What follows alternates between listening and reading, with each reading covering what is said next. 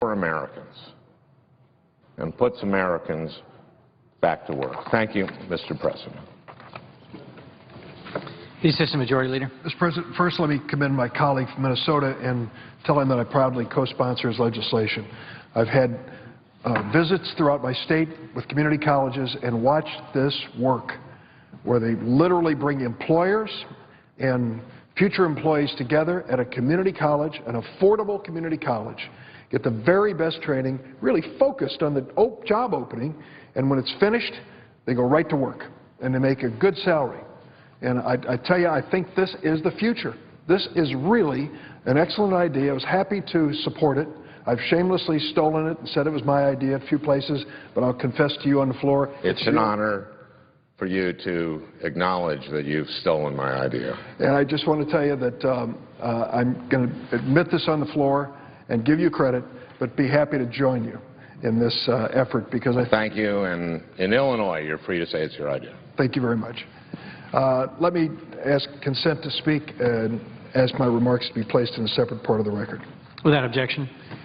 Maybe we'll be in session 24 hours, 48 hours, 72 hours, and then we're finished. The year 2013 comes to a close. And the unfortunate thing from where I'm standing is that we've missed an opportunity. About 6 months ago, we passed a comprehensive immigration reform bill. It's been 25 years in the making. We know our immigration system is broken. We know that it's unfair. We know that people are suffering because of it, and we know we can do better. So we came together, and 68 of us voted on the floor of the Senate about 6 months ago to pass comprehensive immigration reform. I worked on that bill with 7 colleagues, 4 Democrats, 4 Republicans, and we came up with a good bill. Not a bill I agree with in all of its specifics, but one that I think is a good, fair compromise. We sent it to the House of Representatives. They've done nothing. Nothing. They've made some statements, some encouraging, some discouraging. But the fact is they never called this bill. 2014 is another opportunity for the House of Representatives to rise to this challenge, and I hope they will. There are many parts of that bill that are so essential. Strengthening our border, very important issue to all Americans, particularly on the other side of the aisle. Pathway to citizenship, just a matter of simple, elemental justice, which is a passion on our side of the aisle, and we brought those two concepts together to make this bill work. But included in those concepts is an idea which I introduced into legislation about 13 years ago. It was called the DREAM Act, and it basically said if you came to the United States as a child, brought here in undocumented status or overstayed a visa and were here undocumented, finished high school, had no serious criminal background, we'd give you a chance to earn your way to citizenship, legality and citizenship. Last week I visited a group on the Mall who were fighting for immigration reform. Since the middle of November, these immigration, faith, and labor leaders have been fasting and urging the House of Representatives to take up this responsibility and pass the immigration bill. Their commitment to fighting for immigration reform has inspired people all across this nation to join the movement and to tell stories about families torn apart by the broken immigration law in America. We can't ignore the injustice of this system and the suffering that millions of people in our own country are living with. I want to urge Speaker Boehner to move forward on immigration reform in 2014. I understand there's a small, very vocal, very negative minority of his caucus that refuses to support any change in the immigration law. But that's nothing new. In our nation of immigrants, there's always been that force at work. In the time of Abraham Lincoln's presidency, they even had a political party. It was the Know-Nothing Party. They opposed immigrants, they opposed Catholics, they were just virtually against everything. Lincoln campaigned against them, and eventually they disappeared from the American political scene.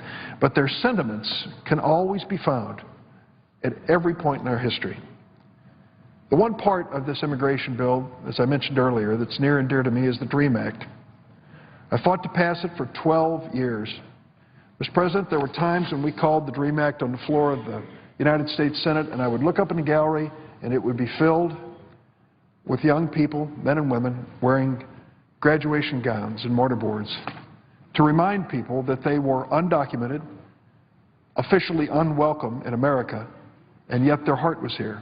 and their lives had been spent here, and they were just asking for a chance to be part of our future. Some heartbreaking moments when the amendment was defeated on the floor of the Senate, and I met with them.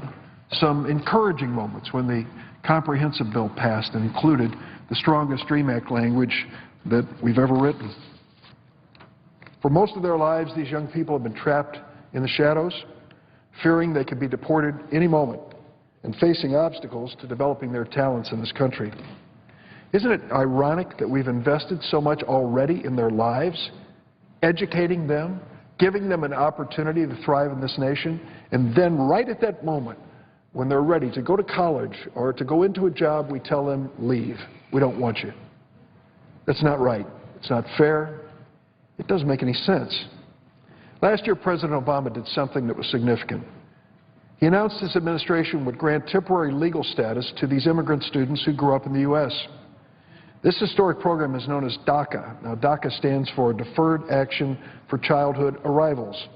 It gave the Dreamers a chance to come out of the shadows and be part of America.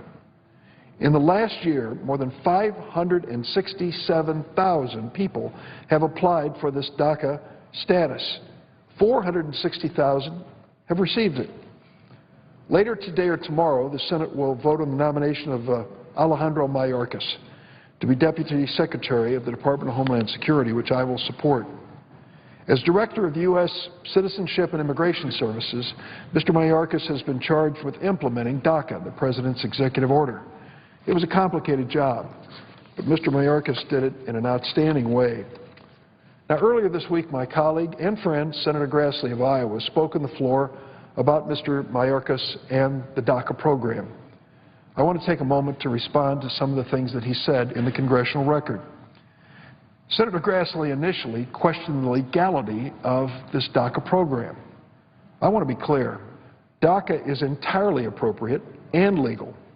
Throughout our history, our government has decided which person should be prosecuted and who would not be prosecuted based on law enforcement priority and available resources. Past administrations of both political parties have stopped deportations of low-priority cases, and courts have long recognized their authority to do that. In a decision last year striking down Arizona immigration laws, the court reaffirmed that the federal government has broad authority over who is going to be deported.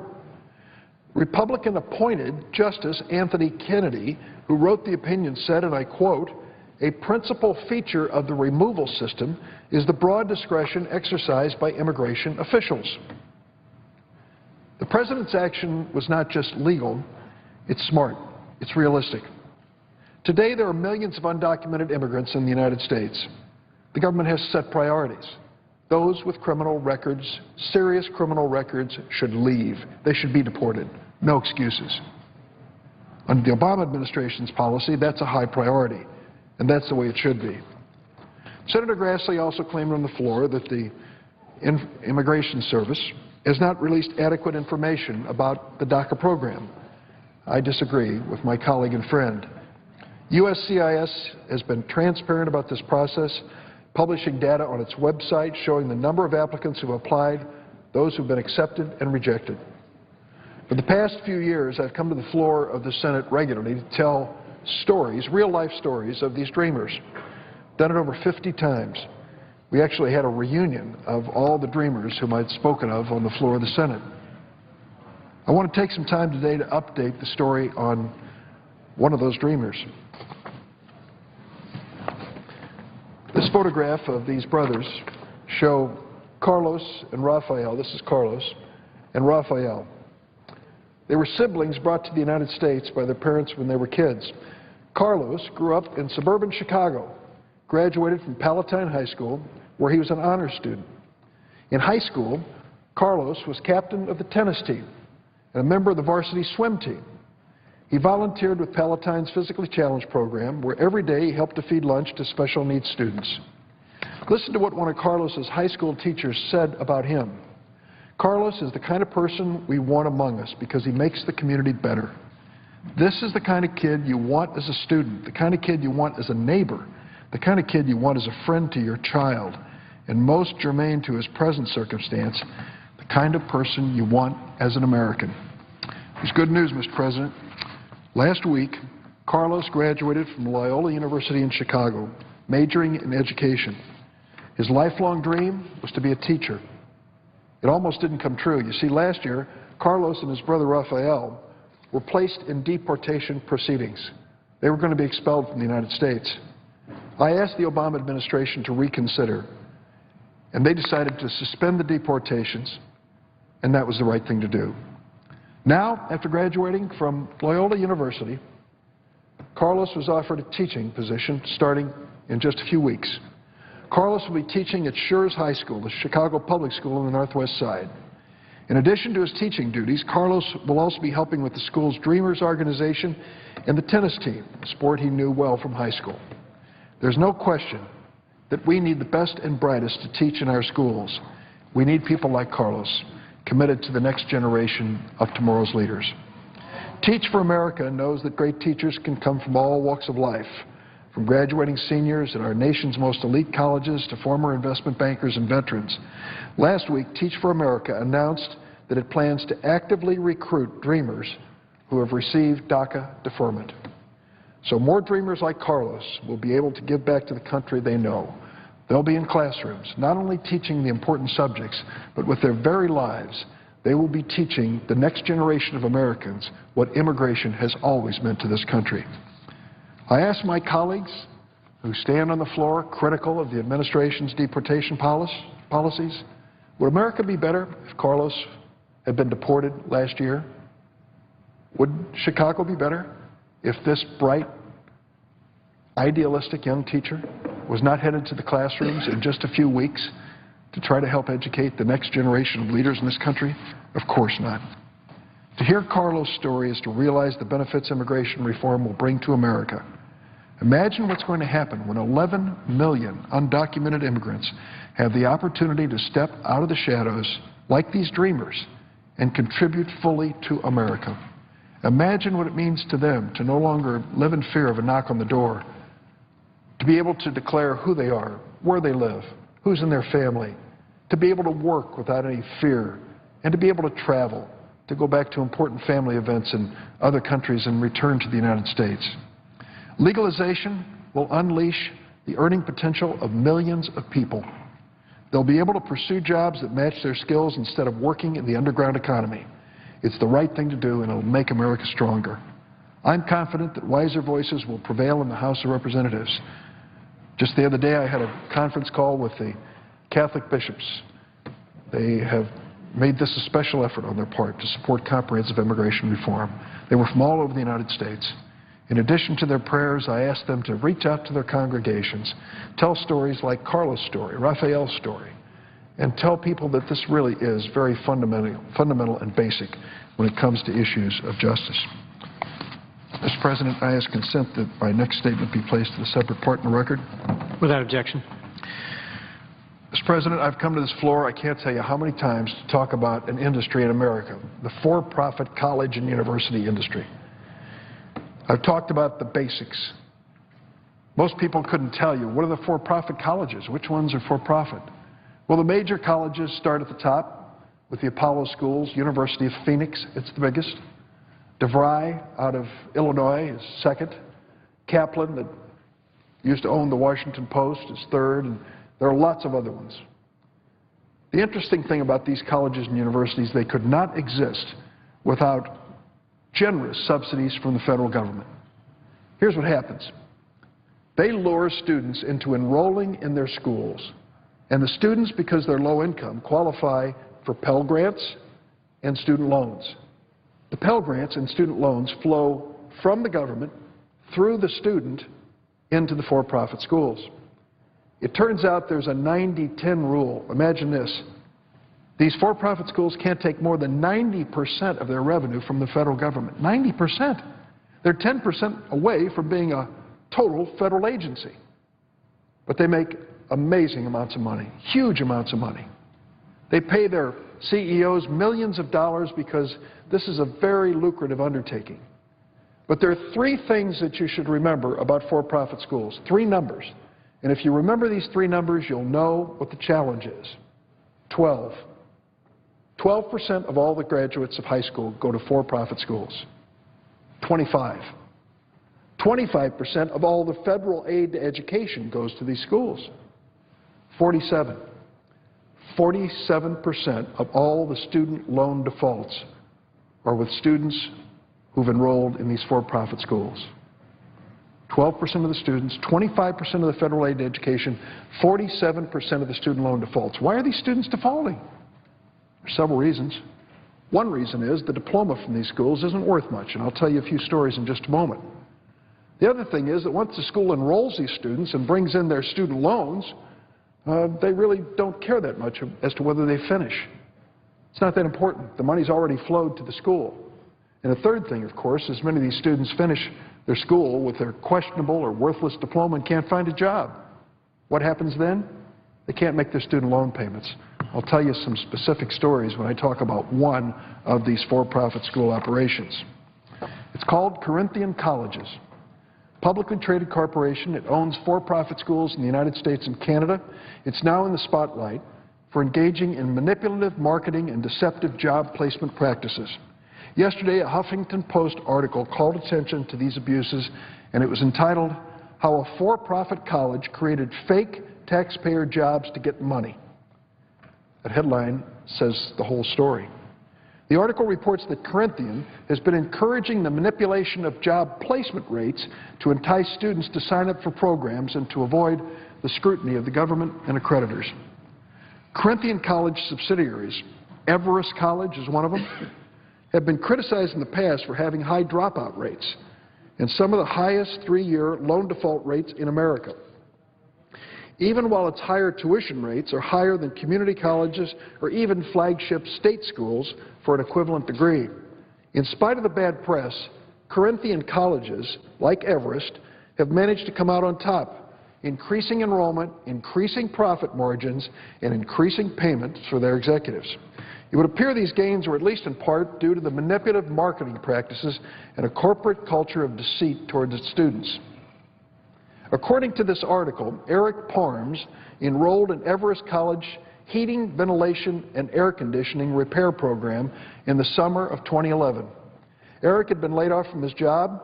He was attracted to Everest because of the promise from its advertisements and recruiters that their HVAC program would lead to a good job and a decent living. So Eric picked up his family, his wife and two sons, and he moved from Ohio to Georgia to enroll in this Corinthian College, Everest College program. He was a good student. Eric received all A's, only missing one class on the day his 7-year-old son was diagnosed with leukemia. After completing the 9-month program, Eric Parms was left with a $17,000 student loan debt and couldn't find a job. Now, what Eric didn't know was Everest College was paying more than a dozen local employers what they called an onboarding allowance of $2,000 a head to secure 30 days of employment for their graduates. These were not real jobs. These were jobs which Corinthian colleges, Everest College, were frankly bankrolling, so it looked as if their graduates were going to work. The money was purportedly a fee to help pay for things like training and uniforms. In reality, by paying companies to take graduates for temporary jobs, the Everest College was able to boost its official job placement rate unrealistically. This helped Everest College continue to fly under the radar of its accreditor. However, Corinthian paid companies for jobs without considering the long-term effects on students. The fact that they would sign them up for 30 days and then turn them loose really didn't mean that much to Corinthian. They just had to show that they went to work at some point. Well, after he graduated, Eric had to beg the career service counselors to even set up interviews. And even then, he'd arrive at interviews supposedly set up for him, and the potential employers would tell him they'd never heard of Everest College. Remember, Eric Parms was on the hook for $17,000 in student loans for this course that he took. Finally, Eric was set up by career services to work in a contract position with ADG Enterprises laying electrical wire. After less than 2 months on the job, he was laid off and cut off from career services from Everest. Everest had used him to get $17,000 in student loans and turn him loose, without a job, without a future. In fact, managers discouraged career counselors at Everest from replacing people who had already been placed in the job. They are instead encouraged to send graduates to companies with high turnover rates to provide temporary positions just so they could show that their graduates went to work, even if it just was for a few days. The school had effectively placed Eric in a short-term internship program. Once it was over, there was no incentive for them to keep him, and they turned him loose to vacate a space for another graduate and another $2,000 check. And then Everest would shuffle another graduate into the same position to artificially maintain they were creating jobs. This was a fraud. Not just a fraud on the public, not just a fraud on the students, but a fraud on American taxpayers by Corinthian colleges. Eric lost out on the deal, $17,000 debt for a training degree he couldn't use. To get a Georgia HVAC contractor license, he needed to have significant work experience and references, and no one would hire him because they didn't take his degree from Everest, part of the Corinthian college system, seriously. The practice of paying employers to hire graduates from this Everest campus ended in 2011, but it was not the only Corinthian school engaging in these practices. The California Attorney General recently filed a suit against Corinthian for using fraudulent marketing, paying companies to temporarily hire graduates, and using other tactics to meet accreditation standards and job placement rates. These other tactics included paying temporary agencies to hire graduates for temporary positions, audaciously counting a one-day volunteer event for dental assistant graduates as a, quote, job placement, and worse yet, placing graduates at non-existent businesses they created as part of a class project to design business cards. It was a big game for Corinthian, and they got paid off handsomely by federal taxpayers and these unsuspecting students. Corinthian has also outright misrepresented its job placement rates to students by advertising numbers substantially higher than their actual rates. These deceptive practices give the illusion that this is a successful undertaking. Go to Everest and get a job. It turns out it's a charade. In addition to manipulation of job placement rates, recruiters for Corinthian college schools withhold pertinent information to students to get them to enroll.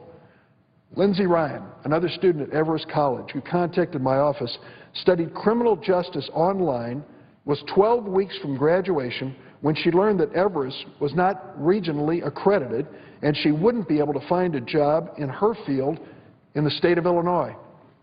You would think, wouldn't you, that a college offering courses to people in Illinois would have some obligation to tell them whether or not a degree or certificate from that school could lead to a job in that state? In Lindsay's case, it didn't. So do you know what Everest College suggested to Lindsay after she'd been duped into this so-called education? They suggested she move to Florida, where she might be able to use an Everest College degree. That wasn't an option for Lindsay and her family.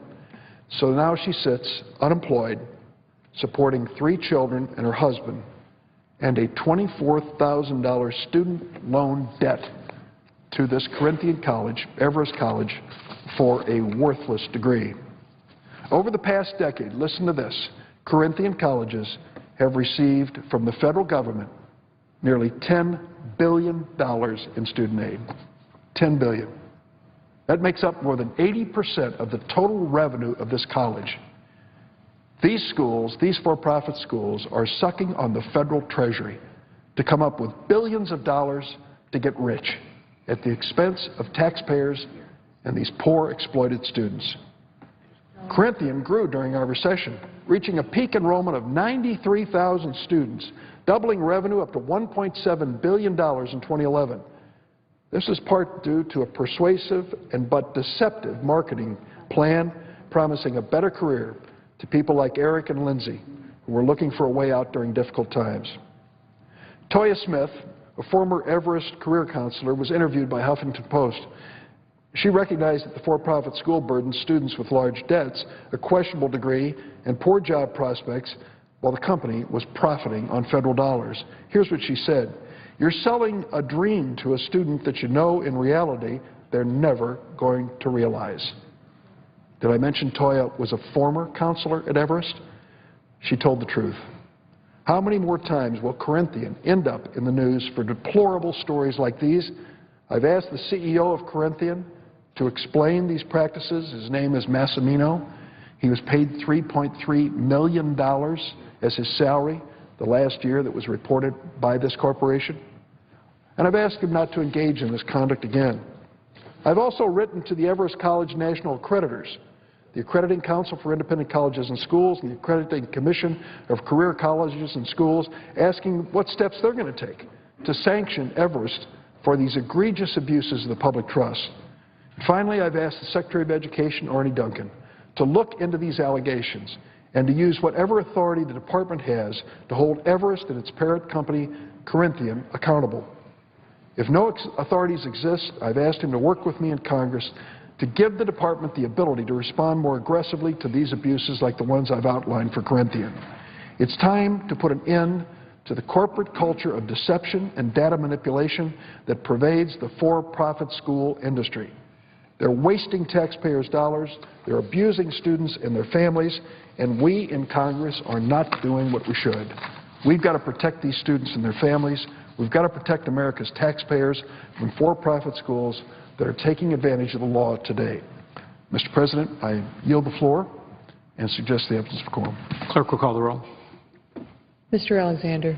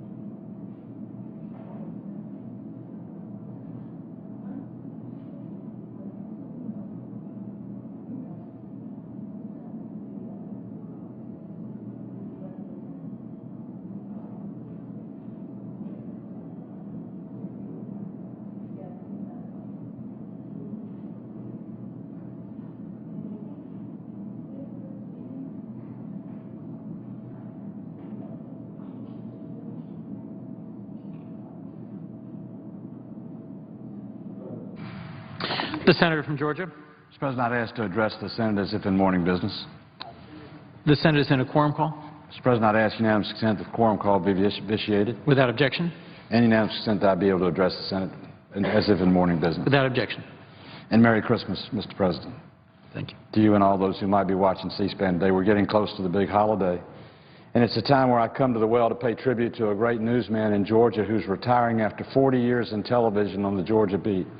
Paul Yates with WAGA-TV, Fox 5 in Atlanta, has served for 35 consecutive years at the same station. In fact, when I ran for governor in 1990 in Georgia, he covered that race. He's covered all of my Senate races. He covered all my legislative races. And when we were in the legislature and in session, he covered every day of the Georgia legislature and has for over 3 decades. He has made a tremendous contribution to our state and to the level, the quality, and the respect for the very best that journalism can expect. So as Paul Yates retires from his service after years of service to the people of Georgia and WAGA-TV, as one who he's covered, both good and bad, I wanted to pay tribute to a great journalist, a great friend, and a man who's done a great service to the people of my state of Georgia. I yield back and note the absence of a quorum. Clerk will call the roll. Mr. Alexander.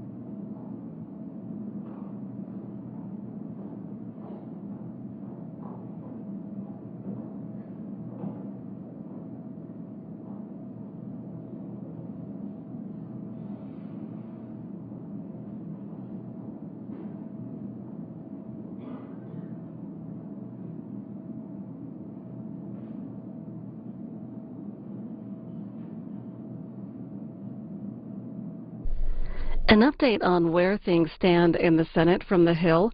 Senate Republicans will let their rank-and-file members leave town for the Christmas break, leaving Democrats to vote around the clock to confirm the latest batch of President Obama's nominees. The story goes on to say, Republicans, angered over last month's gutting of the filibuster, decided at a meeting Thursday afternoon that they will not yield back any time on the defense authorization bill or expedite consideration of any of the president's nominees. Senate GOP Whip John Cornyn said it's up to individual senators if they want to stick around Congress on Friday and Saturday to vote on nominees. And if all the debate time is used on the Defense Programs bill, the next vote is expected to be at about 11:15 Eastern Time tonight. And looking ahead to where things will be when they return from the Christmas break, some Senate Democratic leaders say they want to focus on extending long-term unemployment benefits.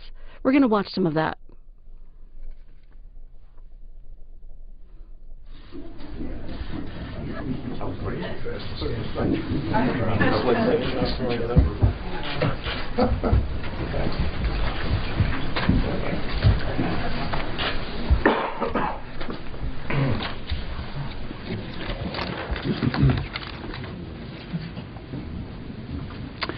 been a very eventful fall, to say the least, but the highlight, at least for me, was a delicately crafted budget compromise led by Senator Murray.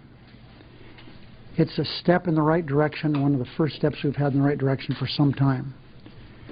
It moves us away from the lurches we've had to face from crisis to crisis and puts us on a path to restoring regular order in the Senate. The economy, based on what Chairman Bernanke said yesterday, and we can see it all over, is picking up. Is it as good as we'd like it? Of course not. But this agreement helps us provide the certainty it needs to continue the growth. But for far too many Americans, as you can see on this chart, the headlines about positive economic news doesn't match the reality of their lives. Even as the economy creates jobs, too many Americans find themselves on the sidelines, watching as the rich get richer, the poor get poorer, and the middle class is getting squeezed and squeezed. There is no greater challenge this country has than income inequality, and we must do something about it. There are lots of things that should be done, but the first thing is to make sure that those people who are waiting and waiting to find a job still get the important check that they deserve. Unemployment compensation is something that is good for the economy. Mark Zandi has said that for every dollar we spend on unemployment insurance, we have a return of 50% growth in our economy. This has been an issue in the past that we've agreed on, but not now. I am very, very pleased, happy, and proud of my colleague, Senator Heller, who joined with Senator Reid of Rhode Island to introduce a 3-month extension of unemployment insurance. That's the way we used to do things around here. It's a good bill, and it deserves a vote. Mr. President, I ask unanimous consent that 4 privileges be granted to Elise Mellinger, a State Department Foreign Service officer who is currently serving as a Pearson Fellow in my office for the duration of Senate consideration of H.R. 3304, fiscal year 2014 National Defense Authorization Act. Without objection. Mr. President, let me first comment about the National Defense Authorization Act. It is an important bill for us to pass, and I want to thank Senator Levin and Senator Inhofe for the manner in which they worked on this legislation, bringing it together. In the committee, it was a bipartisan bill. As it came to the floor, it maintained that focus on helping our troops and helping preserve our national security. And as we were starting to consider amendments, I think that same cooperation was there. Unfortunately, we lost track of being able to consider amendments in somewhat of a normal course, but the bill before us represents a bipartisan effort to make sure that we provide the men and women who are defending our nation the tools that they need in order to carry out their mission, and we give them the support that they deserve for serving their country. So this bill is a critically important bill, and I'm glad that we're on track by the earlier vote to send this to the President for a signature before the end of the year. It's very, very important. It provides many important provisions for the health care of our troops, many important provisions for their compensation, and it's important that we get that done before January the 1st. It also provides the tools that they need, the direction that they need in regards to foreign policy in our military. I want to thank the committee. Several of the suggestions that I made during the committee process were incorporated in the bill that came to the floor. I had the honor of chairing the East Asia and Pacific Subcommittee of the Senate Foreign Relations, where the distinguished presiding officer also serves on. And in that capacity, we worked with the committee to deal with some of the issues in that region, the provisions dealing with health care of our military personnel and many of the other issues. I'm glad to see that the committee did incorporate some of the concerns that have been expressed. 2 specific amendments that I had noted during the amendment process have been incorporated in the bill that is before us, one that deals with health care, and the other that deals with parity between our civilian workforce for the Department of Defense and our contract workforce. And I appreciate that those 2 amendments are incorporated into the bill that we have. as many of my colleagues have come to the floor, I'm disappointed. Disappointed not any bill that comes forward that's a bipartisan bill, there's compromises. There's always going to be disappointments about not being exactly everything that you want. That's understandable. What's very disappointing is that we didn't have a chance to offer many amendments that are not controversial. The only way amendment could get on after it came out of the committee was through a clearing process, and I think there are many other amendments that could have gotten onto this bill that would have been important, and I will look for other opportunities. I had three that I'm just going to mention that I'm going to look for other opportunities to advance. One comes directly out of the subcommittee that I chair, and that deals with the maritime security issues in the China Seas. That's a powder keg in which China most recently took steps in regards to airspace that only make that situation even more tense. The maintaining of maritime security is critically important to the United States. It's the major shipping lane for commerce, not only in that region, but globally.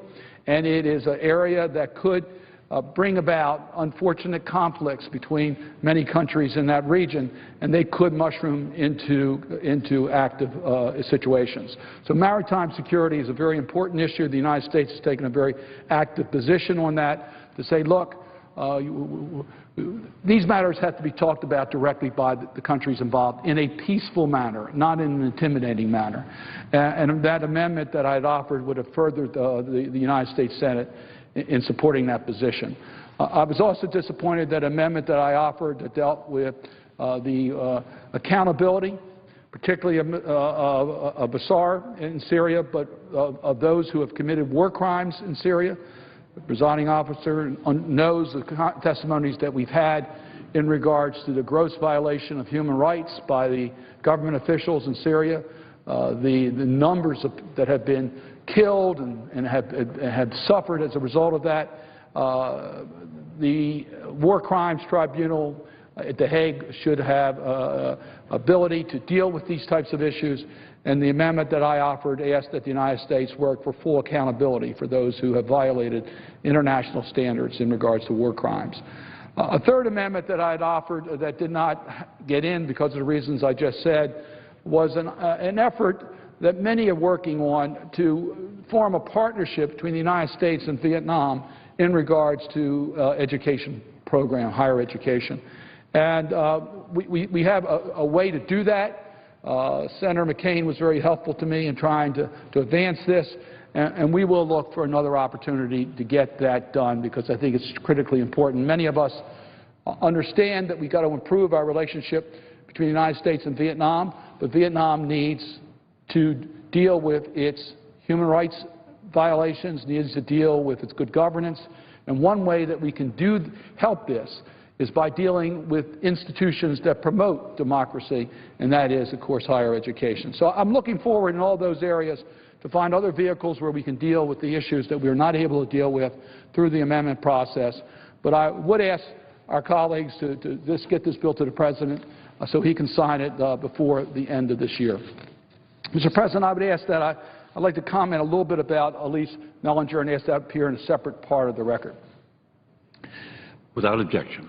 As I mentioned earlier, Elise Mellinger is a State Department Pearson Foreign Officer Fellow. Now, let me explain what that means. She's an experienced member of the Department of State's Foreign Service. She has served in India, Indonesia, Singapore. She is a person who has served our country for many years, and she's a career diplomat at the State Department. And for the past year, she's been assigned to my Senate office and has acted as a valuable member of my staff. Now, that helps our career diplomats understand the congressional process better, but it also gives us the opportunity to have an experienced individual who really understands the workings of diplomacy to be in our office and help us carry out our responsibility.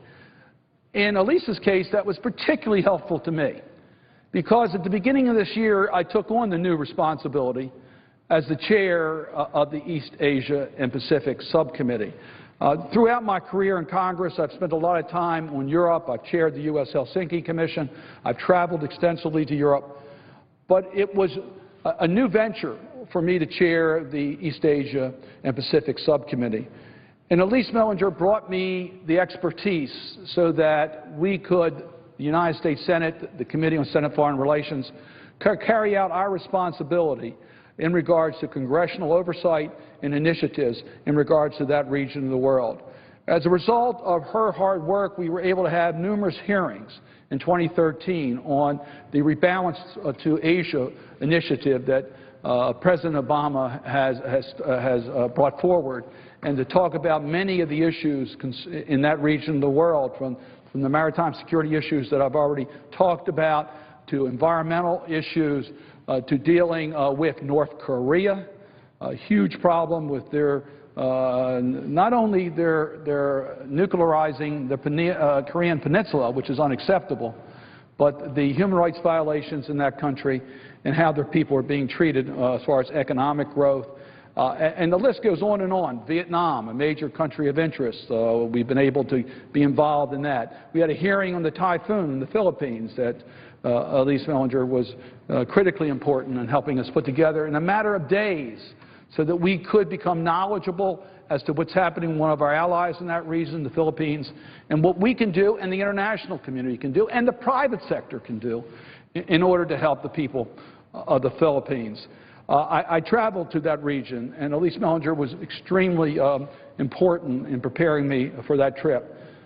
So, Mr. President, I just really want to share with my colleagues this program that we have, where we have executive employees, career diplomats, who come and work in our office so that we can work together and advance foreign policy here in the United States.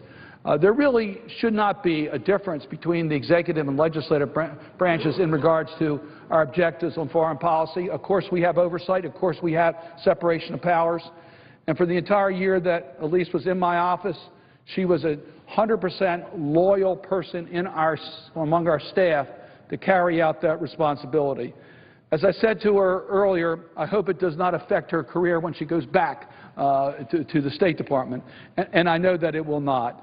I was very fortunate. Indeed, the United States Senate, and I believe the American people, were very fortunate that Elise spent a year in service to her country through the United States Senate. She will be leaving very, very shortly, at the end of this month. I want to thank her. I want to thank her family, her husband and her daughter, for sharing Elise with us. We wish her well. We're going to miss her. She's going on to return to the Canadian desk within the State Department before she accepts her next mission that will most likely be outside the United States. And on behalf of all my colleagues in the United States Senate, I wanted to express my thanks and appreciation to Elise Mellinger. And with that, Mr. President, I would yield the floor.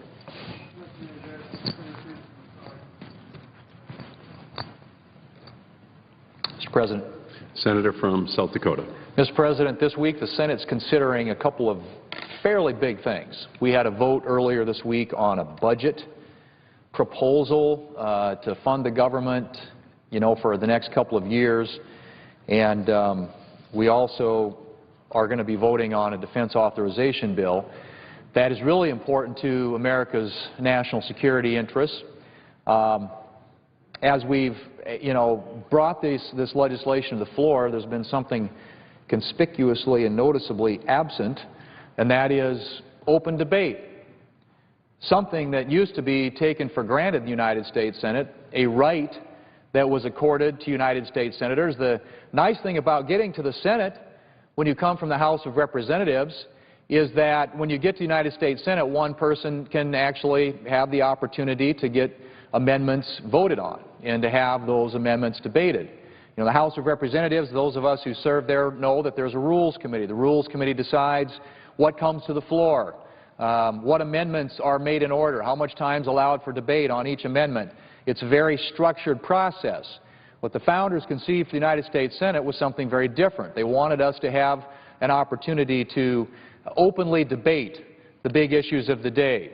And there are no bigger issues, I would argue, Mr. President, than the budget proposal that will fund the government for the next 2 years. It will spend literally billions, trillions of dollars of the American people's tax money, and a defense authorization bill, which will authorize, in this case, over $500 billion of spending of the American taxpayers' money. So these are big, consequential pieces of legislation brought to the floor of the United States Senate, but not open to the debate, not open to the amendment process. We just heard the senator from Maryland get up and talk about amendments that if he had the chance to offer, he would have offered. Well, that I think applies to a lot of us.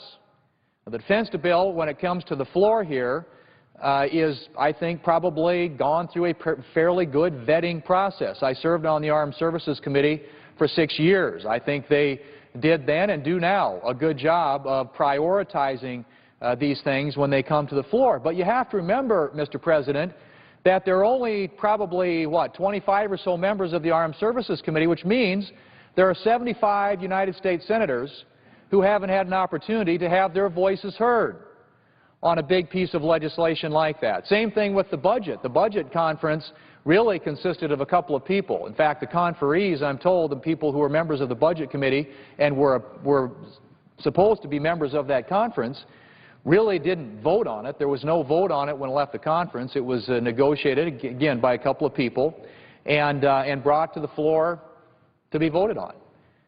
Something that's pretty darn important, I would argue, to the future of this country, but not open to amendment. No opportunity for senators here to have the opportunity to improve upon. Perhaps we could improve upon it.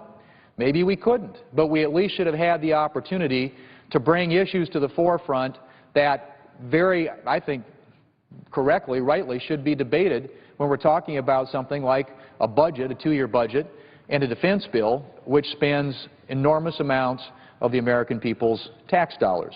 So no debate.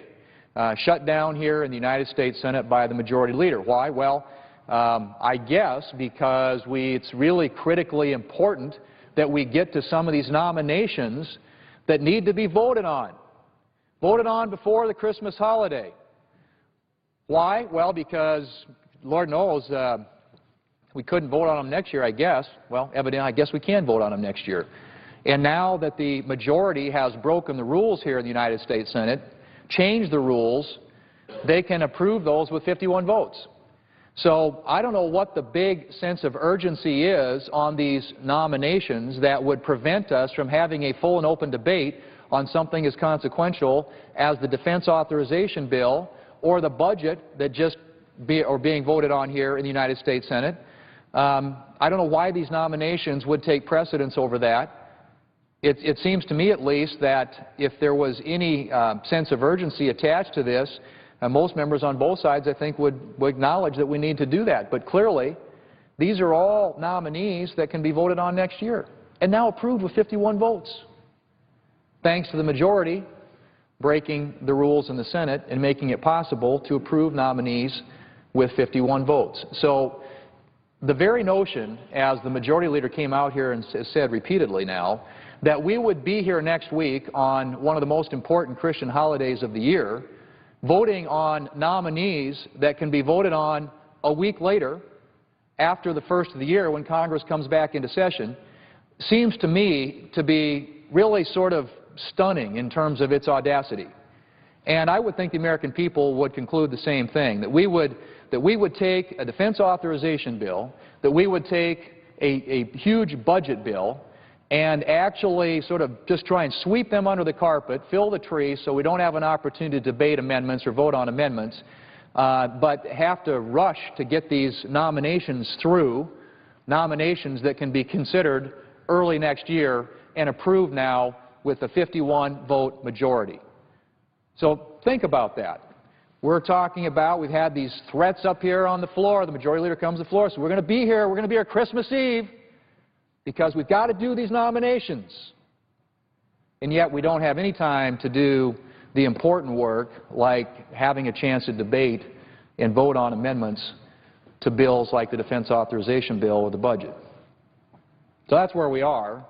And again, Mr. President, I think it's pretty stunning, really, that that's what the United States Senate has deteriorated into. And it's regrettable.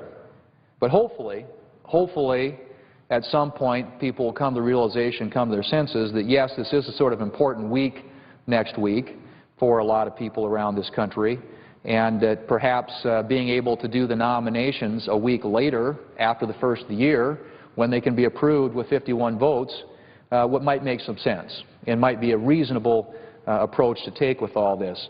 But anyway, I hope that most members here, like most Americans next week, at least have an opportunity to celebrate the Christmas holiday with their families. And as they do that, a lot of Americans will use that opportunity to reflect upon the past year. In many cases, that'll mean life changes that occurred in the last year. For many Americans, it might be a marriage in the family. It might be a graduation, things that we celebrate. It might be something that we look on with reflection and mourn, the loss of a loved one. But this is a time when normally people around this country, I think, reflect on significant changes in their lives in the last year and start thinking about, with anticipation, what the next year might bring. Well, some things people can't control in their lives, changes that some people don't like and can do nothing to control, and one of them, I think, is they start thinking about last year and start thinking about next year for a lot of people is going to be the impact that Obamacare is going to have on their lives. People are thinking about the fact that they've got these skyrocketing premiums that are now coupled with these outrageous deductibles. The sticker shock is forcing millions of Americans to pay more for health care. President Obama promised the American people, and I quote, Obamacare will cut costs and make coverage more affordable for families and small businesses, end quote. Well, the reality is that family premiums have already skyrocketed since Obamacare became law. American approval of this law is now in the tank. According to a recent CBS New York Times poll, most uninsured people, 57% of those who are uninsured, think the cost of their health care will increase, and just 23% expect the quality to get better. Now think about that. 57% of the people who have no insurance, they're uninsured. People who are uninsured think that their cost of health care is going to increase. And many of them in that same poll, a majority, are opposed to the health care plan. Those are people who don't have health care insurance today. A majority of them are opposed to this plan. For many Americans, the holiday season is going to be filled with angst and uncertainty as they look at facing a coverage gap on January 1st. More than 10,000 Iowans were told by healthcare.gov that they should qualify for federal health coverage, but federal officials have not yet sent complete information on those people to state administrators, who are supposed to then review the applications and enroll people in the programs. My colleague from Iowa, Senator Grassley, is on the floor. Constituents that he represents who are going to be filled with a lot of uncertainty as they face the future. According to the Des Moines Register, Percy Smith of Des Moines is concerned about a coverage gap. And I quote, he says, "I'm losing my optimism because we're getting close to January, and I don't know if I'm going to be covered or not." End quote. That's what he said this week. But this problem will affect more than Iowans. According to the Washington Post, and again I quote, "Those facing a potential coverage gap include an estimated 15 million people. The law's insurance cancellations mixed with the website's problems might leave some people who have coverage now uninsured in the new year. These are Obamacare's biggest losers," end quote. And that's from the Washington Post a week ago. Today, George Will has an article in the Washington Post that explores this administration's abuse of executive discretion. The article effectively summarizes the exact abuses of executive power that my colleagues and I have been vocally opposed to. Under this administration, if they don't like what the law says, even if they wrote that law, they just simply ignore it. Example after example exists of how this president believes he's above the law. You look no further than their delay of the employer mandate or their rewrite of the laws governing the work requirements as a condition of receiving welfare. As Mr. Will says in his article, and I quote, "In 1998, the Supreme Court held that there is no provision in the Constitution that authorizes the President to enact, to amend, or to repeal statutes," end quote. Yet, as Mr. Will further points out, this President often claims, and I quote again, the President, he can't wait for our system of separated powers to ratify his policy preferences, end quote. Well, unfortunately, Mr. President, this isn't how our country was founded, not what our forefathers established in our system of governance. As the Federalist Papers number 47, authored by James Madison, says, "The accumulation of all powers, legislative, executive, and judiciary in the same hands, whether of one, a few, or many, and whether hereditary, self-appointed, or elective, may justly be pronounced the very definition of tyranny," end quote. Well, the American people are wising up to this abuse of power, and I believe this president must respect the rule of law despite his clear self-interest to act otherwise. And I believe it's only a matter of time before the president continues to abuse executive discretion to correct problems with his law.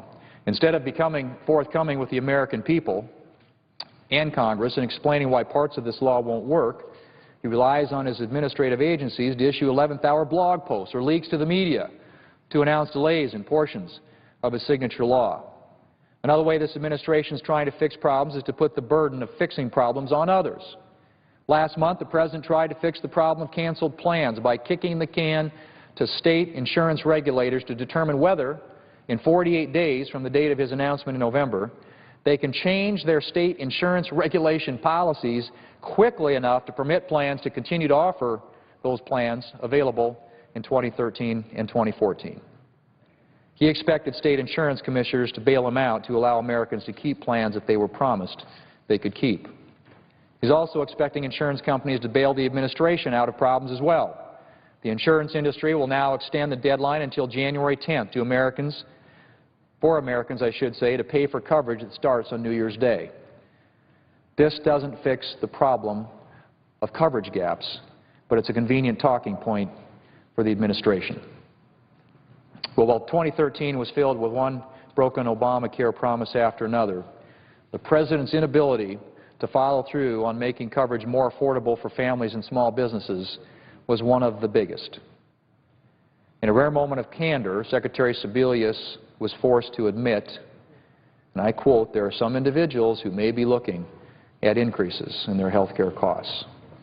A recent Associated Press poll confirms that some individuals will be facing sticker shock thanks to Obamacare.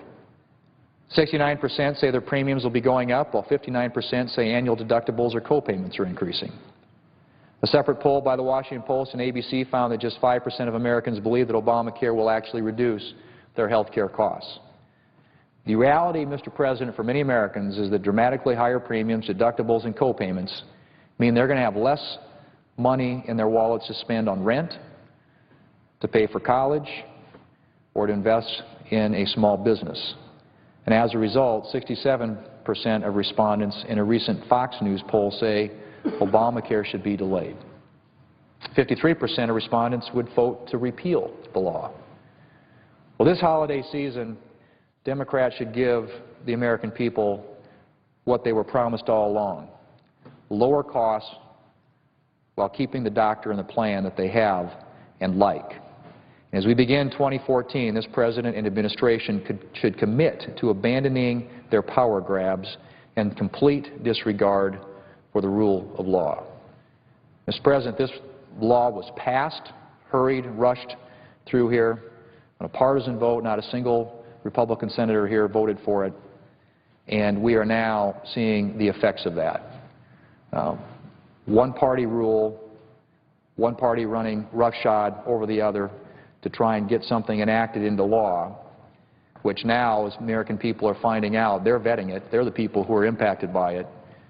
And we're seeing all the adverse harm and impacts that come with it: higher premiums, canceled coverage, lower take-home pay, higher deductibles, and a less promising future for the American people.